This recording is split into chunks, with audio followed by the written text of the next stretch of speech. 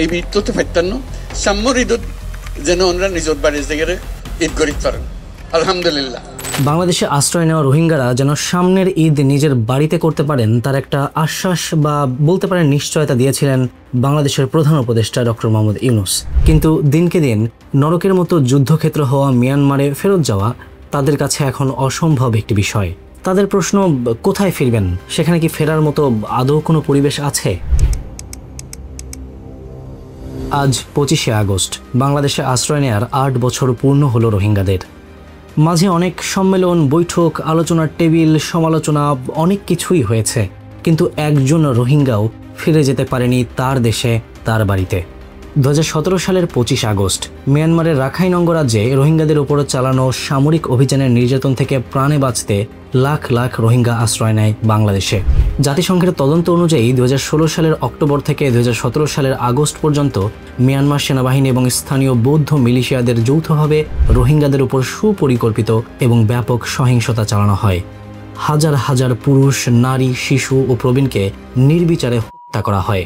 অনেককে হাত পা বেঁধে করা হয় অথবা জীবন্ত আগুনে করা হয়। নারীদের গণধর্ষণ ও সহিংসতার শিকার হতে হয় এবং তাদের অনেককে হত্যাও করা হয়। শত শত গ্রাম হয়, ঘরবাড়ি, মসজিদ ও ধর্মীয় স্থান ধ্বংস হয়ে যায়। যারা পালাতে চেয়েছিল তাদেরও গুলি করে হত্যা করা হয়। অসংখ্য মানুষকে গুম করা হয়, তাদের মৃতদেহ গণকবর কিংবা নদীতে ভাসিয়ে দেওয়া হয়। এ সময় প্রাণে বাঁচতে প্রায় 1 মিলিয়ন রোহিঙ্গা বাংলাদেশে আশ্রয় নিতে বলা যায় মোটামুটি বাধ্যই হয়। অভিযানের ভয়াবহতা এতটাই অমানবিক ছিল যে ইন্টারন্যাশনালিও এই ঘটনাকে নাম দেওয়া হয় পরিকল্পিত গণহত্যা। এই ভয়াবহ ঘটনাকে স্মরণ করে বাংলাদেশ সহ আন্তর্জাতিক সম্প্রদায় 25 আগস্টকে রোহিঙ্গা গণহত্যা দিবস হিসেবে পালন করে আসছে। এই দিনটির মূল দাবি হল গণহত্যাকারীদের আন্তর্জাতিক আদালতে বিচারের মুখোমুখি করা এবং রোহিঙ্গাদের নিরাপদে তাদের মাতৃভূমিতে প্রত্যাবর্তন নিশ্চিত করা, যদিও বাস্তবতার চিত্র সম্পূর্ণ ভিন্ন। সাম্প্রতিক একটা ঘটনার উদাহরণ দিলেই বুঝতে পারবেন। কদিন বাদেই রোহিঙ্গাদের নিজেদের বাড়ি ফেরানোর জন্য একটা আন্তর্জাতিক সম্মেলনের তোড়জোড় চলছে বেশ কয়েকদিন ধরেই। এটা চলছে একদিকে, ঠিক অন্যদিকে খবর এলো বড় ধরনের সংঘাতের আশঙ্কায় মিয়ানমারের রাখাইন রাজ্যের বাড়িঘর ছেড়ে অনুপ্রবেশের আশায় সীমান্তে অবস্থান করছেন শত শত রোহিঙ্গা। কারণ রাখাইনের নিয়ন্ত্রণ এখন আরাকান আর্মির হাতে। আর রোহিঙ্গাদের অভিযোগ, জান্তা সরকারের দেখানো পথেই আরাকান আর্মি হাঁটছে, ঝামেলা জাতিগত ও ধর্মীয় বিরোধে। 8 বছর পরেও তাই এখনও প্রাণের ভয়ে বাংলাদেশে পালিয়ে আসার চেষ্টা করছেন হাজার হাজার রোহিঙ্গা পরিবার। রোহিঙ্গা ক্যাম্পের ঘরে ঘরে তাদের শরীরে দেখা যায় আরাকান আর্মির আঘাতের চিহ্ন। কারো হাত, কারো পা নেওয়া হয়েছে, কেউ বা হারিয়েছে বাবা, মা, স্বামী কিংবা সন্তানকে। প্রশ্ন তখন তোলাই যায়, মিয়ানমারের সামরিক জান্তা কিংবা আরাকান আর্মির দুই পক্ষের বলি হওয়া রোহিঙ্গাদের তাদের নিজের বাড়িতে ফিরে যাওয়ার আদৌ কি কোনো সুযোগ, সম্ভাবনা আছে কিনা? যেখানে মিয়ানমারে আজও রোহিঙ্গাদের উপর নির্বিচার নির্যাতন ও ভূমি দখলের ঘটনা চলছে, সেখানে অত্যাচারীদের রাতারাতি আন্তর্জাতিক আদালতের কাঠগড়ায় দাঁড় করানোর আশা আপাতত স্বপ্ন ছাড়া কিছুই নয়। রোহিঙ্গাদের উপর শুরুটা হয়েছিল বহু বছর আগেই। রোহিঙ্গারা যখন 1948 সালে মিয়ানমারের নাগরিক হিসেবে স্বীকৃত হন, তখন থেকেই শুরু হয় তাদের বিরুদ্ধে ষড়যন্ত্র। 1962 সালে সামরিক অভ্যুত্থানের পর রোহিঙ্গাদের বিরুদ্ধে বৌদ্ধ জাতীয়তাবাদী গোষ্ঠী ও সামরিক কর্তৃপক্ষ পরিকল্পিতভাবে তাদের বিতাড়িত করার উদ্যোগ নেয়। 1978 সালে অপারেশন নাগামিনের নামে রোহিঙ্গাদের উপর ও ব্যাপক উচ্ছেদ চালানো হয়, যার ফলে প্রায় 2 লাখ রোহিঙ্গা বাংলাদেশে পালিয়ে আসে।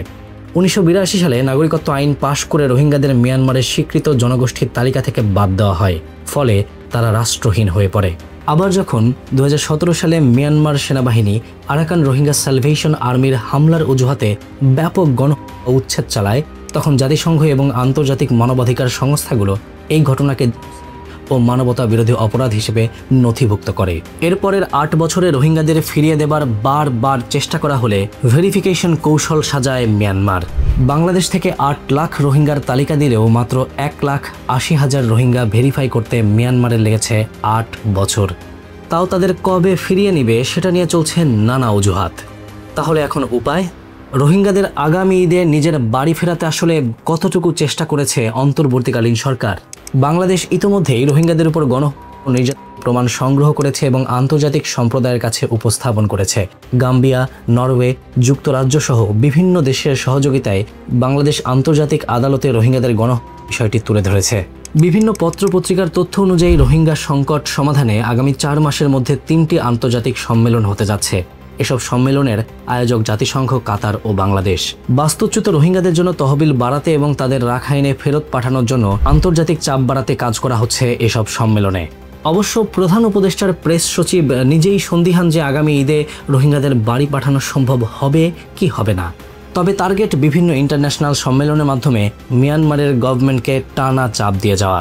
আর রোহিঙ্গারা কি চায়? তারা কি ফিরে যেতে চায় তাদের জন্মভূমিতে? জাতিতে মুসলিম হলেও বাংলাদেশ, হ্যাঁ বাংলাদেশের কথাই বলছি, আমরাই তাদের জন্য রীতিমতো বিপদের একটা আশ্রয়স্থল। নিজের দেশের নিজের বাড়িতে ফিরে যেতে তারাও চায়, কিন্তু তারা সাথে চায় জীবনের নিরাপত্তা আর নাগরিক হবার মর্যাদা। অথচ যেখানে তাদের ফেরত যাবার কথা সেখানে তাদের জীবনের 1 সেকেন্ডের নিরাপত্তার গ্যারান্টি কেউ দিতে পারছে না। অদ্ভুত একটা ব্যাপার দেখেন, কাউকে ছোট করতে কিংবা করতে আমরা কিন্তু প্রায়শই রোহিঙ্গা শব্দটা ব্যবহার করে থাকি, অথচ তারা নিজেদের দেশেই ভয়ঙ্কর নির্যাতনের শিকার হচ্ছিল, যাদের তাড়িয়ে দেওয়া হচ্ছে নিজেদের ভিটামাটি থেকেই, ঠিক যেমন গাজার মুসলমানদের সাথে করা হচ্ছে। তাহলে গাজার মানুষের জন্য কষ্টে বুক ফেটে গেলেও কেন আমরা রোহিঙ্গাদের জন্য কষ্ট পাই না? রোহিঙ্গা গণ দিবস উপলক্ষে আমাদের প্রত্যেকের উচিত তাদের পক্ষে আওয়াজ তোলা। সোশ্যাল মিডিয়াতে, বিশেষ করে টুইটারে এমনভাবে পোস্ট করা যেন আন্তর্জাতিক চাপ সৃষ্টি হয়, যেন আর 10টা সাধারণ ইস্যুর মতো হারিয়ে না যায় রোহিঙ্গাদের উপর এত বছর ধরে করা ইস্যুটা। রোহিঙ্গা জনগণের সংগ্রাম শুধু তাদের নিজেদের সংগ্রাম না, এটা সেই সব মানুষের সংগ্রাম যাদের উপর অবৈধ হচ্ছে, যাদের কাছ থেকে কেড়ে নেওয়া হচ্ছে জন্মভূমি। মানুষ যতই অবিচার করুক না কেন, উপরে একজন আছেন যিনি সব দেখছেন। সেই ভরসায় আশা রাখতেই পারি একদিন ঠিকই নিজের দেশের, নিজের মাটিতে, নিজের বাড়িতে ফিরে যেতে পারবে রোহিঙ্গারা।